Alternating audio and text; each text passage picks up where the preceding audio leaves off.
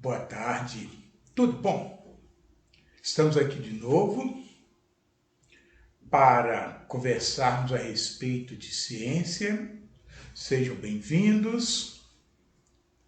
Mais uma vez agradeço pela participação de vocês aí no chat e a gente vai estar conversando nesta tarde. Dois temas para esta conversa. Primeiro, nós vamos conversar a respeito dos biomas, de alguns deles, fazendo uma revisão de conteúdos que vocês já tiveram oportunidade de ver, inclusive comigo. Fizeram avaliações, incluindo o tema bioma. Alguns tiveram um desempenho muito bom. Algumas pessoas que frequentam aqui o chat, eu tive a oportunidade de corrigir duas turmas, não vou dizer quais as duas turmas, mas eu fiquei feliz porque nas duas turmas que eu corrigi, eu percebi que pessoas que aqui comparecem tiveram um desempenho muito bom. Fiquei realmente feliz. Então a gente vai voltar a conversar a respeito de biomas nesta tarde. Um outro tema que eu gostaria de conversar com vocês, fazer um convite, e este convite vou estar fazendo ao longo das aulas desta semana, é para que vocês participem da Feira de Ciência. É a sexta-feira de ciência que estará acontecendo no Colégio Militar. A exemplo do ano passado, esta feira de ciência ela vai ser virtual, com uma adequação, à atual conjuntura, ao atual momento que nós estamos vivendo. No ano passado já foi assim, já foi virtual e foi muito interessante. Eu tive a oportunidade de acompanhar os trabalhos. Alguns, inclusive, eu acompanhei enquanto orientador e fiquei muito feliz pelos trabalhos que eu vi. Alguns trabalhos realmente muito bons. Os alunos se esforçaram bastante, fizeram boas pesquisas e vocês que são do 7º ano, vocês vão estar concorrendo com alunos do mesmo grupo, do mesmo nível de vocês. A concorrência é entre alunos da mesma série, do mesmo ano. É uma oportunidade muito boa para começar a desenvolver o espírito científico, o trabalho em grupo, e eu convido para que vocês participem. Certamente outros professores estão realizando esse convite, eu estou me somando a estes professores nesse convite. Nesta aula eu vou falar sobre o tema geral, o que é soluções para uma sociedade moderna e ambientalmente sustentável. Uma sociedade moderna ambientalmente sustentável tem tudo a ver com ciência, não é verdade? A ciência tem a capacidade de propor soluções para os desafios que aí estão. E vocês já estão capacitados para isso, para pensar em coisas que estão acontecendo no nosso ambiente e que precisam ser ajustadas para que tenhamos um ambiente que se mantenha. Olha só que tema interessante, não é verdade?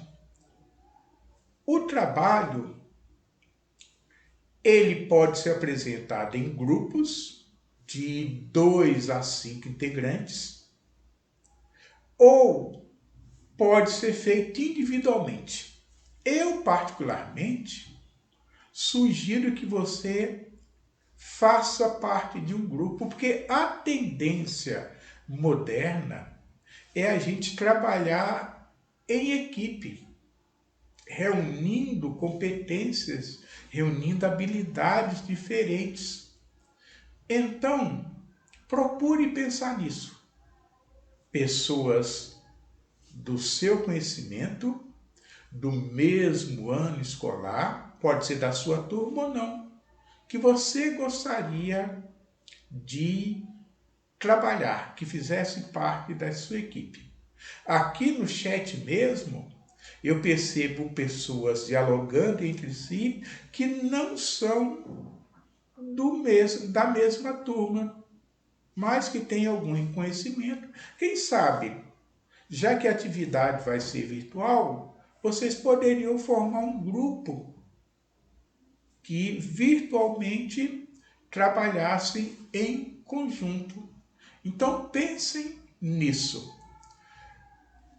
Vocês precisam pensar no projeto e vocês precisam também pensar um professor orientador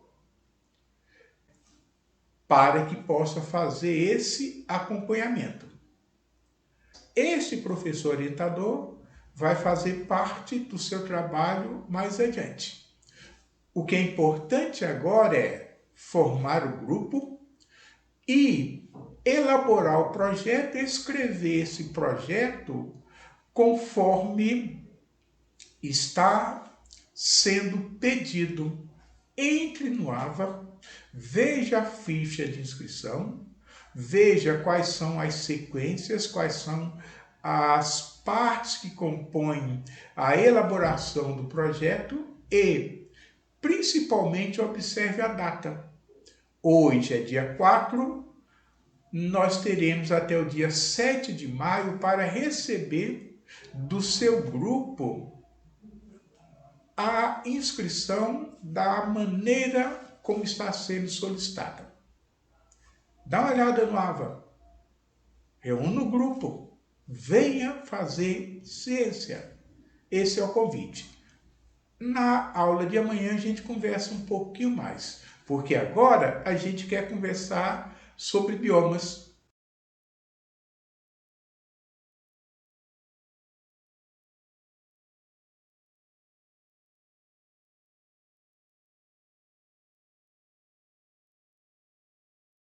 Tudo bem? Para isso, eu gostaria que você observasse estas três figuras, estas três imagens, e me dissesse qual é o bioma que está sendo apresentado por meio destas três imagens.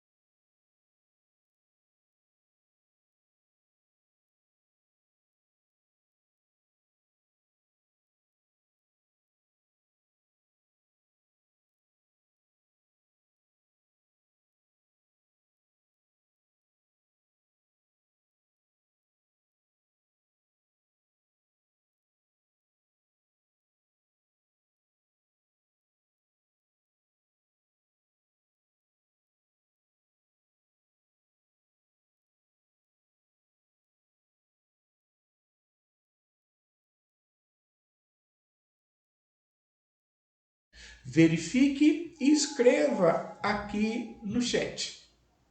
Eu vou dar um tempinho para que você possa escrever.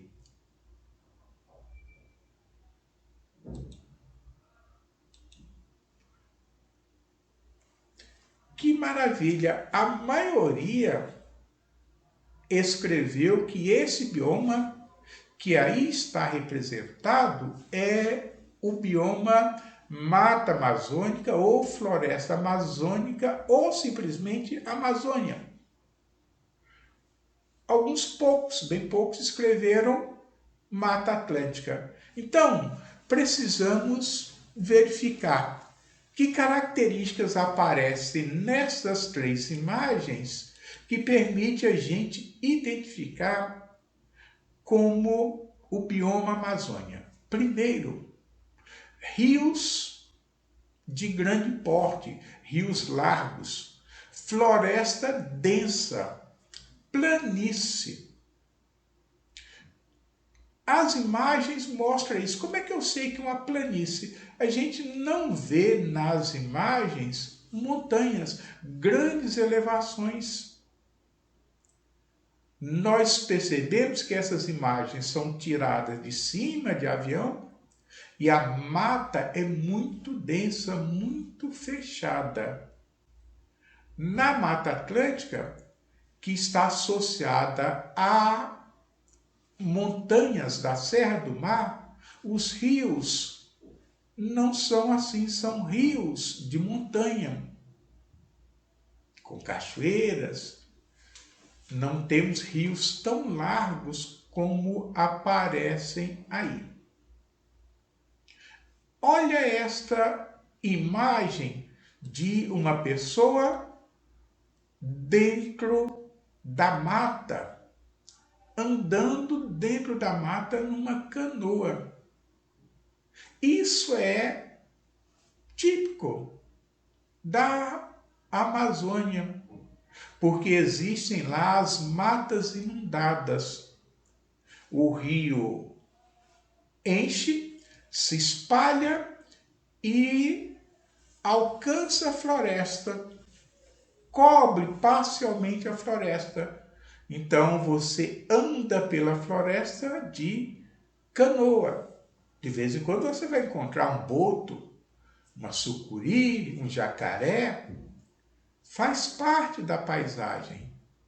E as pessoas conhecem esses animais, sabem como conviver, como se proteger.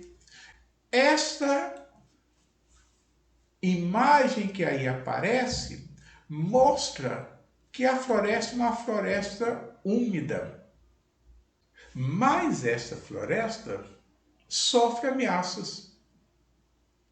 Que ameaças são estas?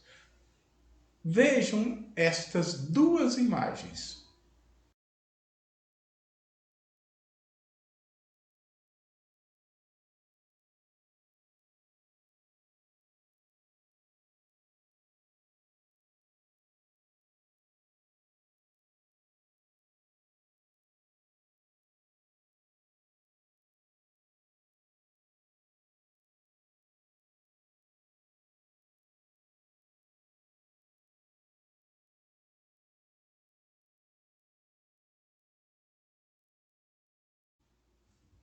A floresta, que era densa, que era homogênea, ela está sendo alterada pela destruição. A primeira imagem mostra uma destruição da floresta inicial e a segunda imagem mostra em uma grande escala esse processo de desmatamento. Esse desmatamento, na maioria das vezes, inicia-se por queimadas. Estas queimadas, elas são seguidas por retirada da vegetação por exploração de madeira ou garimpo ou outras riquezas minerais. O resultado é que esta situação leva a um processo que é irrecuperável. Nós temos em grandes áreas da Amazônia esses processos de destruição. Veja esta imagem que mostra, de um lado, a floresta não alterada e, do outro lado, a floresta que sofreu processos de queimada, de desmatamento. Como ela fica diferente, não é verdade? Então, é necessário que você lembre sobre esse bioma estas informações que aí aparecem.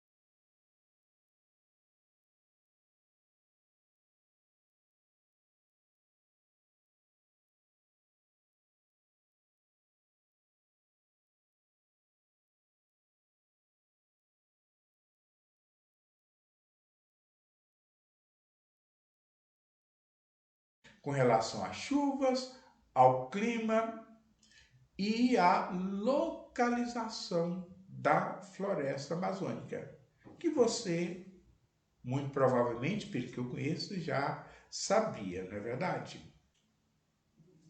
Este bioma nós já estamos conhecendo bastante bem. Agora vamos para um outro bioma. Veja estas 3 fotos e eu gostaria que você dissesse qual é o bioma que está sendo representado. Pronto para as 3 fotos? Então, primeiro, esta aqui.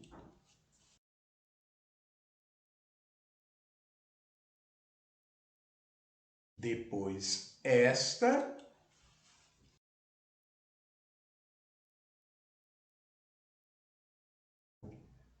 E esta.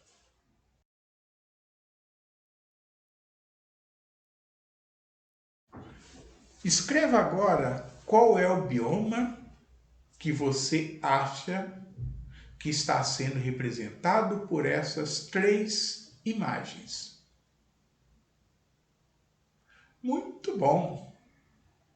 Cerrado parece que é a praia de vocês, porque teve alguém que escreveu aí Pantanal. Não, não é o Pantanal, apesar de ter a vegetação parecida, tanto o Pantanal quanto o Cerrado tem muita coisa em comum.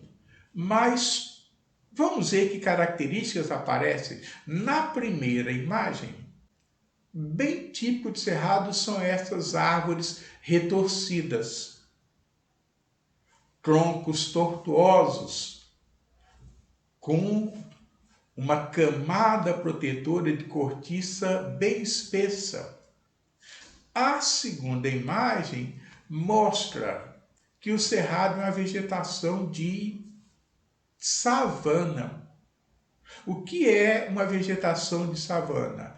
É uma vegetação caracterizada pela ampla presença de gramíneas, ou, usando a linguagem comum, capim. Veja quanto capim, quanta vegetação rasteira aparece aí. Tem árvores, só que as árvores são mais espaçadas. Esse ambiente de cerrado, ele se caracteriza por receber uma intensa quantidade de luz, há relativamente pouco sombreamento. É uma vegetação que está associada a planaltos. A montanha que aí aparece lembra isso. É a vegetação que no Brasil aparece em regiões de altitudes mais elevadas. Esta imagem mostra que o cerrado é plano e é alto. Então, você observa a vegetação com muito capim, usando uma linguagem técnica, a vegetação é herbácea, rasteira, de muitas gramíneas, e as montanhas que são próprias deste planalto central, onde aparece. Tem os campos limpos, como esta imagem, onde se destaca uma planta muito bonita, chamada popularmente de chuveirinho. Floresce a partir de setembro. Esses campos ficam muito bonitos, especialmente na região da Chapada dos Veadeiros. Esta imagem mostra o solo do cerrado, um solo ou avermelhado por conta do ferro, ou amarelado, regiões antigas, os solos são muito antigos, muito profundos. Nesse solo, você não encontra na superfície rochas. Isso é bem típico do cerrado. Essa imagem mostra bem caracteristicamente isso. Aqui nós temos algo que também é muito comum, a presença do fogo. E este fogo, ele pode ser provocado pela natureza, por raios, por exemplo, às vezes incidência de raios solares em rochas do tipo quartzo, mas na maioria das vezes é provocada pela mão humana, estas queimadas. A vegetação do cerrado tem a capacidade de sobreviver à passagem do fogo. Nem todas, mas a maioria das plantas tem proteção.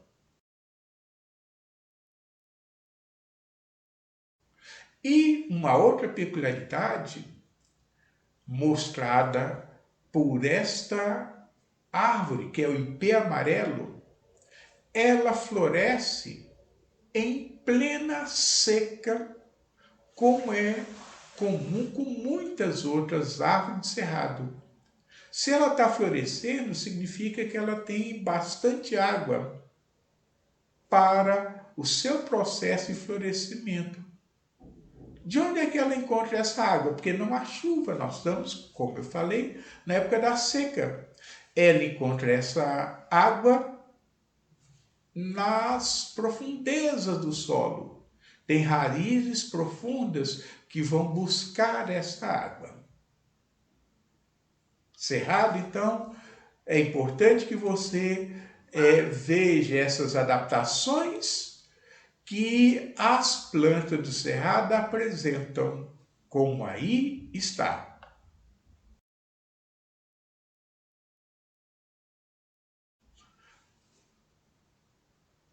Quais são os impactos ambientais que o cerrado sofre?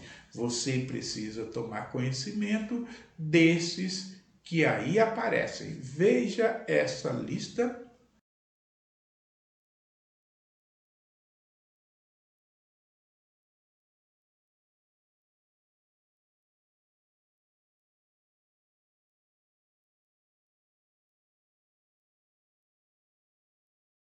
É importante que você tenha isto na sua mente. Vamos falar agora de um terceiro bioma. Veja esta sequência de imagens. Vamos novamente apresentar 3 fotografias com características semelhantes para que você diga qual é o bioma. Pronto? Escreva aí.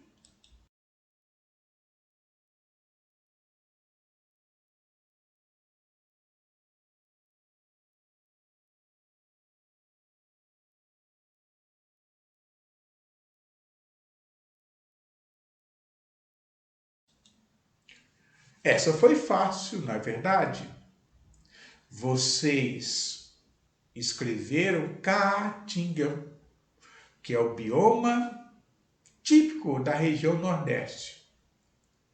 Bioma que é encontrado na região Nordeste e ao norte de Minas Gerais. Pela imagem, dá para perceber que é um ambiente onde existe pouca água, não é verdade? Não existem grandes rios. Os rios que aparecem são rios como esta imagem está mostrando.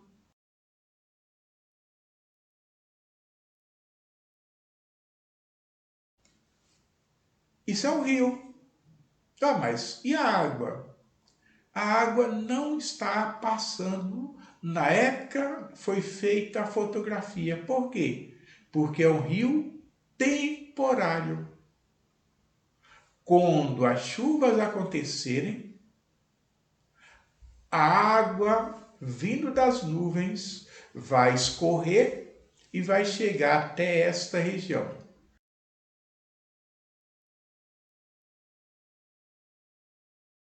Aí o rio volta a correr e terá um aspecto parecido com desta imagem, onde a água está presente, o rio está presente, a vegetação verde indica que é a estação das chuvas. Diferente então da estação das secas, na qual nós temos as imagens que são mais conhecidas da Caatinga. Mas veja esta sequência de fotografias. Notem algumas coisas referentes ao ambiente. Primeiro, o solo é um solo raso. Por que nós falamos que é um solo raso? Porque rapidamente você encontra pedra. Lá no Cerrado, às vezes a gente vai se aprofundando no cerrado 15, 20 metros até encontrar a parte rochosa. Aqui, como você observa nestas imagens, as rochas estão presentes à superfície. Isto caracteriza o que nós chamamos de solo raso. Então, esse solo com esta quantidade de rochas na superfície é capaz de armazenar muita água? Escreva aqui no chat. Vou observar? Não. Muito bom. Não armazena água. E essa pouca capacidade de retenção de água faz com que os vegetais tenham que fazer adaptações para sobreviver. Quais são as adaptações? As folhas das árvores da caatinga são grandes ou pequenas? Pequenas. Por quê? Sendo pequenas, elas perdem pouca água. Sendo pequenas, elas transpiram pouco. Alguns vegetais, inclusive, as folhas se transformam em espinho. Você conhece algum exemplo de planta cuja folha se transforma em espinho? Isso. Os cactos, como aparecem nestas imagens. Cacto, mandacaru são espécies típicas da caatinga. E os seres humanos precisam fazer adaptações para a sobrevivência nesse ambiente? Também. Este vaqueiro, A roupa dele é adaptada para que ele possa andar no meio da caatinga e possa passar pela caatinga sem ter ferimentos provocados pelos espinhos. Essas plantas do cerrado, elas estão sempre verdes ou não? Não. Elas, na época da seca, elas perdem as folhas. As folhas são, olha o termo, as folhas são caducas. Nós chamamos folhas caducas ou plantas caducifólia, que quer dizer a mesma coisa. Folhas que caem. Então, quando essas folhas caem, as plantas podem crescer? Não. Sem as folhas para fazer fotossíntese, para produzir alimento, não acontece esse crescimento. Então, é importante você perceber que em cada bioma,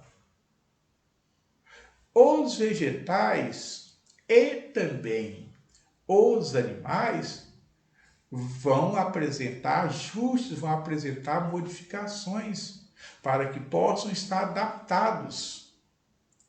Se você transportasse uma árvore da Amazônia para a Caatinga, não sobreviveria.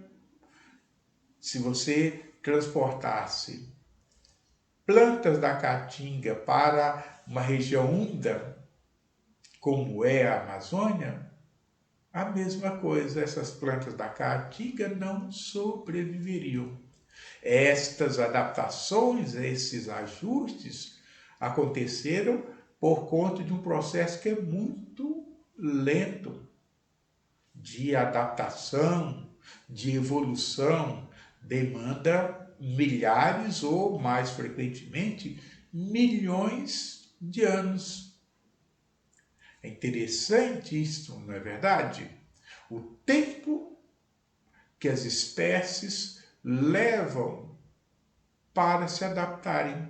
Daí a preocupação que temos quando, na atualidade, as mudanças climáticas estão acontecendo muito rapidamente.